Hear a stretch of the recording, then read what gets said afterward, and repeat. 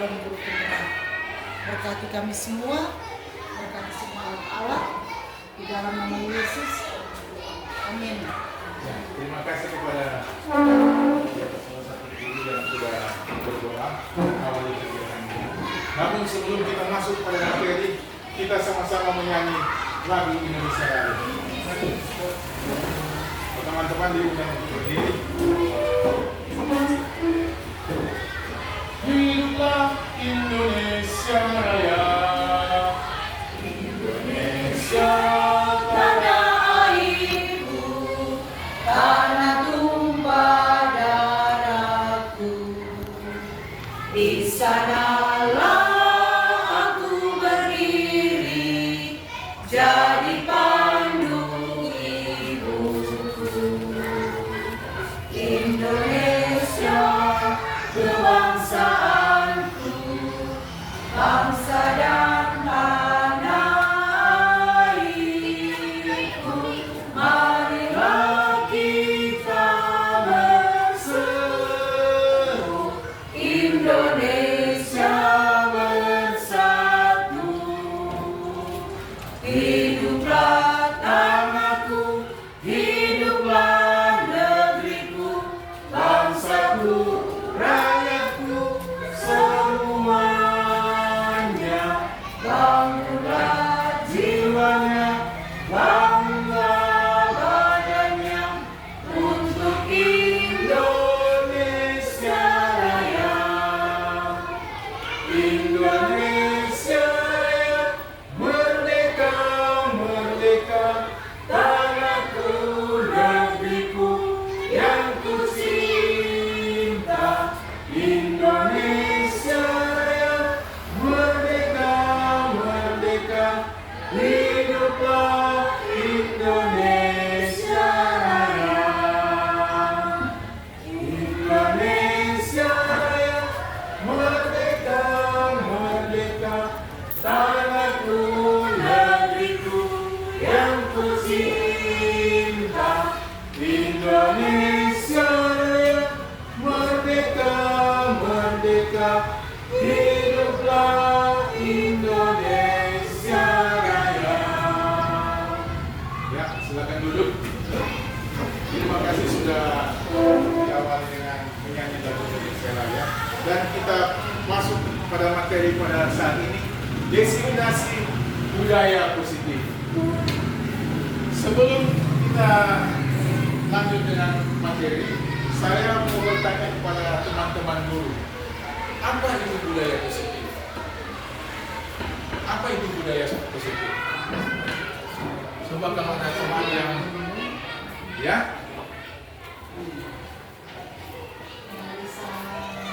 ya, apa lagi? Memberi salam kepada guru, apa lagi? Teman-teman, apa lagi? Apa lagi? Ya, pakai apa lagi? Tentang keyakinan. Ya, tentang keyakinan, apa lagi? Nah, budaya positif, apa yang disampaikan oleh beberapa teman tadi, itu sudah masuk dalam budaya positif. Budaya positif adalah nilai-nilai, keyakinan-keyakinan, dan kebiasaan-kebiasaan di sekolah yang berpihak pada peserta didik. Jadi itu budaya positif. Jadi nilai-nilai, keyakinan-keyakinan, kebiasaan-kebiasaan di sekolah yang berpihak pada peserta didik. Nah, hal ini dilakukan di sekolah agar tujuannya apa? Tujuannya agar peserta didik menjadi pribadi yang kritis, bertanggung jawab, dan hormat kepada guru. Itu tujuannya di sekolah. Dan kita akan mulai masuk pada pemaparan materi. Yang pertama adalah perubahan paradigma belajar. Kedua, disiplin positif. Yang ketiga, motivasi perilaku manusia. Yang keempat, kebutuhan dasar. Yang kelima, posisi kontrol restitusi.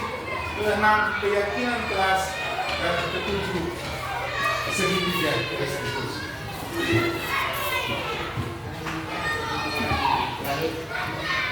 Nah, pada saat ini dalam pembahasan kita mulai dengan perubahan paradigma belajar. Dalam membangun budaya positif, sekolah dapat menyediakan lingkungan yang positif, aman dan nyaman agar siswa mampu berpikir, bertindak, dan mencipta dengan merdeka, mandiri, dan bertanggung jawab. Selanjutnya, perhatikan di bawah slide disiplin positif. Pak Ki Hajar Dewantara menyatakan bahwa untuk menciptakan siswa yang merdeka, maka syarat utamanya harus mempunyai disiplin yang kuat, yaitu disiplin diri yang berasal dari motivasi internal atau dari dalam diri sendiri. Nah, jika tidak mempunyai motivasi internal, maka yang diperlukan adalah motivasi eksternal, yaitu dari orang lain untuk mendisiplinkan dirinya sendiri. Selanjutnya, motivasi perilaku manusia. Terdapat 3 motivasi perilaku manusia menurut Diana Gosen, yaitu yang pertama, untuk menghindari ketidaknyamanan atau hukuman. Seseorang berperilaku untuk menghindari masalah yang mungkin muncul dan berpengaruh kepada mereka secara fisik, secara psikologis, ataupun tidak terpenuhinya kebutuhan mereka bila mereka tidak melakukan tindakan itu. Biasanya hal yang pertama ini akan muncul pada orang-orang yang inteleknya lebih tinggi dari teman-teman. Dia akan seperti ini, menghindari permasalahan yang mungkin akan muncul yang berpengaruh pada mereka secara fisik. Dan selanjutnya, untuk mendapatkan imbalan atau penghargaan dari orang lain, seseorang berperilaku untuk mendapat pujian atau hadiah atau imbalan dari orang lain yang menurut mereka penting dan mereka letakkan dalam dunia berkelas mereka. Dan yang ketiga, untuk menjadi orang yang mereka inginkan dan menghargai diri sendiri dengan nilai-nilai yang mereka percaya, orang melakukan sesuatu karena nilai-nilai yang mereka yakini dan hargai. Nah, motivasi ini akan membuat orang mempunyai disiplin positif karena motivasinya bersifat internal. Selanjutnya, kebutuhan dasar. Semua yang dilakukan setiap manusia tentunya mempunyai tujuan, yaitu untuk mendapatkan apa yang diinginkan. Menurut Dr. William Blasen dalam Choice Theory, terdapat 5 kebutuhan dasar manusia, yaitu yang pertama, kebutuhan bertahan hidup. Kebutuhan bertahan hidup merupakan kebutuhan yang bersifat fisiologis untuk bertahan hidup. Misalnya, kesehatan, rumah, dan makanan. Komponen psikologis dari kebutuhan ini adalah kebutuhan akan perasaan. Yang kedua, kebutuhan cinta dan kasih sayang. Ya, kebutuhan untuk diterima. Kebutuhan ini termasuk kebutuhan psikologis yang meliputi kebutuhan akan hubungan dan koneksi sosial, kebutuhan untuk memberi dan menerima kasih sayang, kebutuhan untuk merasa menjadi bagian suatu kelompok, dan kebutuhan untuk tetap terhubung dengan orang lain. Siswa yang mempunyai kebutuhan cinta dan kasih sayang yang tinggi biasanya ingin lebih disukai dan diterima oleh lingkungannya, akrab dengan orang tuanya, biasanya belajar bila suka dengan gurunya, menganggap penting teman sebaya, dan suka belajar berkelompok. Ketiga, kebutuhan penguasaan, kebutuhan pengakuan atas kemampuan, Kebutuhan ini berkaitan dengan kekuatan untuk mencapai sesuatu, menjadi terampil, menjadi kompeten, diakui atas prestasi dan keterampilan, didengarkan, dan memiliki rasa harga diri. Siswa yang mempunyai kebutuhan pengakuan yang tinggi biasanya akan selalu ingin menjadi pemimpin, suka mengamati sebelum mencoba hal baru, dan merasa kecewa jika melakukan kesalahan, tetapi rapi, sistematik, dan selalu ingin mencapai yang terbaik. Nah, ini kemampuan penguasaan. Dan keempat, kebutuhan kebebasan akan pilihan merupakan kebutuhan akan kemandirian, mempunyai pilihan, dan mampu mengendalikan arah hidup seseorang. Siswa yang mempunyai kebutuhan kebebasan yang tinggi menginginkan pilihan, perlu banyak bergerak, suka coba-coba, tidak terlalu terpengaruh oleh orang lain, suka hal baru dan menarik.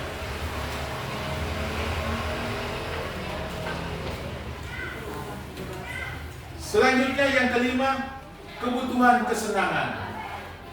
Kebutuhan kesenangan adalah kebutuhan untuk merasa senang, yang merupakan untuk mencari kesenangan, bermain, tertawa. Siswa dengan kebutuhan kesenangan yang tinggi biasanya menikmati apa yang dilakukan, konsentrasi melakukan yang disenangi, suka bermain, suka mengoleksi barang-barang, dan suka bercanda, suka melucu, suka bergurau. Selanjutnya, kelima, posisi kontrol. Ibu-ibu guru, menurut Diana Goosen, terdapat 5 posisi kontrol seorang guru terhadap siswanya, yaitu 1. Guru sebagai penghukum. Seorang penghukum dapat menggunakan hukuman fisik dan verbal. Guru yang menjalankan posisi penghukum akan berkata, "Patuhi aturan saya," atau "Awas nanti, kamu selalu saja salah." Nah, ini kata-kata guru sebagai penghukum. Dan yang kedua, guru pembuat orang merasa bersalah. Pada posisi ini, biasanya guru akan bersuara lebih lembut, menggunakan keheningan yang membuat siswa menjadi tidak nyaman, merasa bersalah, atau rendah hati. Contoh kata-kata guru dalam posisi ini misalnya, "Bapak sangat kecewa dengan kamu. Berapa kali ibu harus beritahu kamu ya?" Nah, ini contoh kata-kata guru yang membuat orang merasa bersalah. Selanjutnya yang ketiga, sebagai teman. Dalam posisi ini, guru tidak akan menyakiti murid, tetapi akan selalu berusaha mengontrol siswa melalui persuasi. Posisi ini dapat berdampak positif dan negatif. Nah, dalam posisi positif berupa hubungan yang baik antara guru dan siswa. Contoh kata-kata guru yaitu, "Ayo, bantulah demi ibu ya. Ayo, ingat tidak semua bantuan ibu selama ini ya. Yang kata bapak dah kami tindak lama. Ayo, ingat tidak semua bantuan ibu selama ini." Nah, hal negatifnya dari posisi teman adalah guru tidak dapat membantu karena siswa akan kecewa dan berkata, "Saya pikir bapak adalah teman saya." Murid menjadi tidak mau lagi berusaha. Siswa hanya mau bertindak untuk guru tertentu, tidak untuk guru lain, dan siswa akan tergantung pada guru tersebut.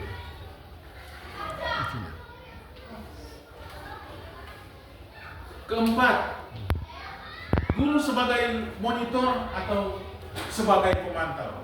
Posisi pemantau berdasarkan peraturan dan konsekuensi dengan memisahkan hubungan pribadi. Pertanyaan yang biasa diajukan guru sebagai pemantau atau sebagai monitor adalah, peraturannya apa? Apa yang telah kamu lakukan? Nah, ini kita masuk pada yang kelima, guru sebagai manajer. Guru sebagai manajer merupakan posisi mentor, di mana guru berbuat bersama dengan murid, mengajak siswa mempertanggungjawabkan perilakunya, mendukung siswa menemukan solusi atas permasalahannya sendiri. Murid diajak menganalisis kebutuhan dirinya dan kebutuhan orang lain. Dan yang terpenting adalah kolaborasi dengan siswa. Kata-kata guru sebagai seorang manajer yaitu apa yang kita yakini, yakni keyakinan kelas. Jadi guru sebagai manajer biasanya sebelum pelajaran dimulai dia langsung membuat keyakinan kelas. Apa itu keyakinan kelas? Itu tata tertib di dalam kelas sebelum pembelajaran dimulai. Nah, apa yang kamu yakini? Jika kamu meyakininya, apakah kamu bersedia memperbaikinya? Jika kamu memperbaikinya, hal ini menunjukkan apa tentang dirimu? Apa rencanamu untuk memperbaikinya? Ini yang tadi itu yang dulu sebagai manajer. Selanjutnya, segitiga restitusi. Segitiga restitusi tersebut dibagi menjadi 3 sisi, yaitu yang pertama, sisi menstabilkan identitas. Sisi ini merupakan bagian dasar dari segitiga yang bertujuan untuk mengubah identitas anak dari yang gagal karena melakukan kesalahan menjadi orang sukses. Contoh kalimat yang digunakan kepada anak yaitu, berbuat salah itu tidak apa-apa. Tidak ada manusia yang sempurna. Kita bisa menyelesaikannya. Bapak tidak tertarik untuk mencari siapa yang salah, tetapi Bapak ingin mencari solusi dari permasalahan ini. Yang kedua, sisi validasi tindakan yang salah. Restitusi tidak menyarankan guru berbicara kepada siswa bahwa melanggar aturan adalah sikap yang baik, tetapi dalam restitusi harus memahami alasan dan memahami bahwa setiap orang pasti melakukan hal yang terbaik pada waktu tertentu. Nah, untuk itu perlu dilakukan validasi terhadap kebutuhan dari siswa dengan menggunakan contoh kalimat berikut. Padahal kamu bisa melakukan yang lebih buruk dari ini ya. Kamu pasti punya alasan mengapa melakukan hal itu. Kamu boleh mempertahankan sikap itu, tetapi kamu harus menambahkan sikap baru. Yang ketiga, sisi menanyakan keyakinan. Setelah melalui langkah pertama dan langkah kedua tadi di atas, maka anak telah siap untuk dihubungkan dengan nilai-nilai yang dipercaya dan berpindah menjadi orang yang diinginkan. Contoh pertanyaan. Contoh pertanyaan yang dapat digunakan yaitu, apa yang kita percaya sebagai kelas atau keluarga? Yang kedua, apa nilai-nilai umum yang kita telah sepakati? Dan yang ketiga, kamu mau jadi orang seperti apa? Nah, selanjutnya keyakinan kelas. Keyakinan kelas merupakan nilai-nilai kebaikan atau prinsip-prinsip yang disepakati secara universal. Orang akan lebih semangat atau lebih tergerak untuk melaksanakan keyakinannya daripada hanya mengikuti aturan. Beda peraturan dalam kelas dengan keyakinan kelas.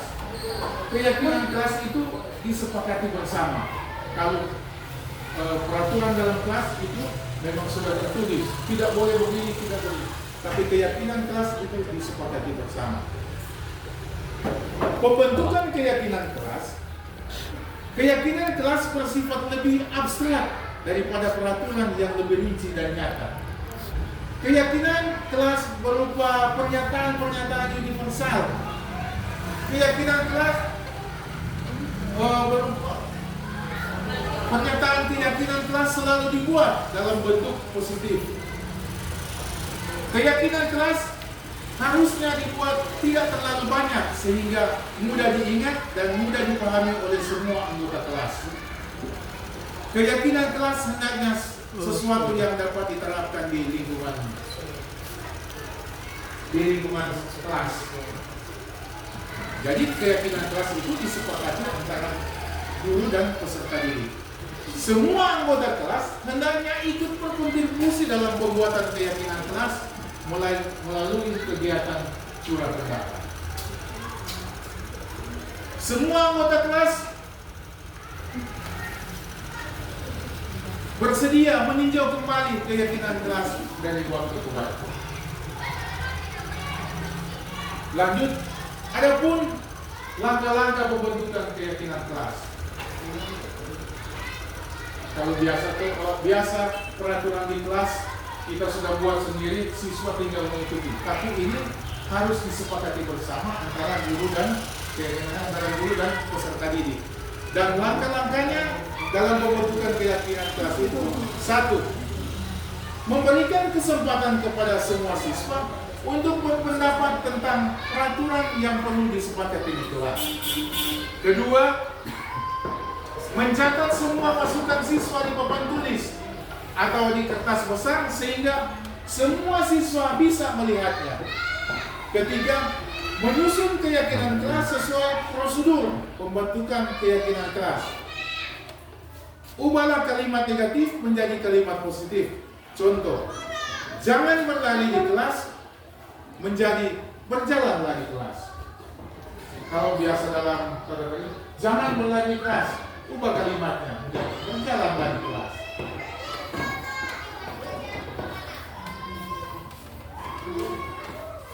Lanjut, meninjau kembali daftar pendapat yang telah dicatat. Kemudian kita mengajak siswa untuk mencari nilai kebajikan atau keyakinan yang menjadi inti peraturan tersebut.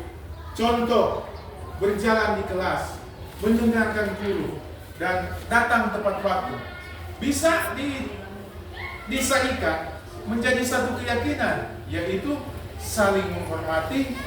Keyakinan-keyakinan ini kemudian dijadikan daftar untuk disepakati. Dan yang kelima, meninjau ulang keyakinan kelas secara bersama-sama.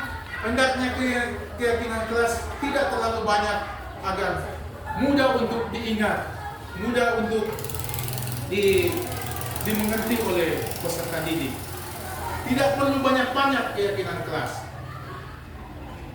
Bila perlu, hanya 3, 4, dan 5. Nah, setelah keyakinan kelas selesai dibuat, maka semua anggota kelas dapat meninjau ulang dan menyetujuinya dengan menandatanganinya. Jadi, keyakinan kelas yang sudah disepakati harus ada persetujuan dengan peserta didik. Kita minta tanda tangan kepada mereka supaya mereka bertanggung jawab dengan apa yang mereka. Yang terakhir, ketujuh, keyakinan kelas dapat setelah disetujui dapat ditempel di dinding agar semua siswa dapat melihatnya.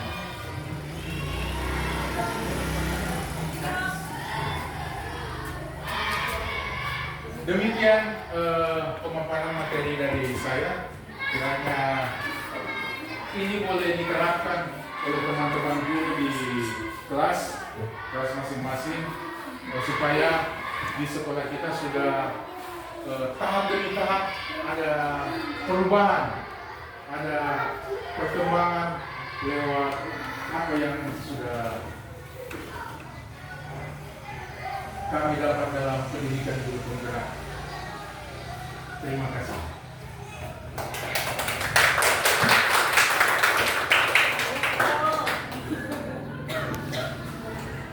Nah, saat ini saya memberikan kesempatan satu orang untuk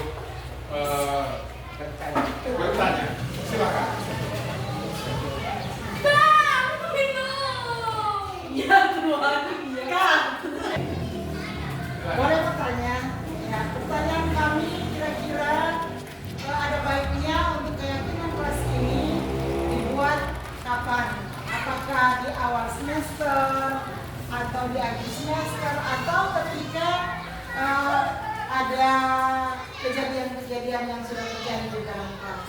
Terima kasih. Ya, terima kasih atas pertanyaan dari Ibu Lenda. Pertanyaan yang baik.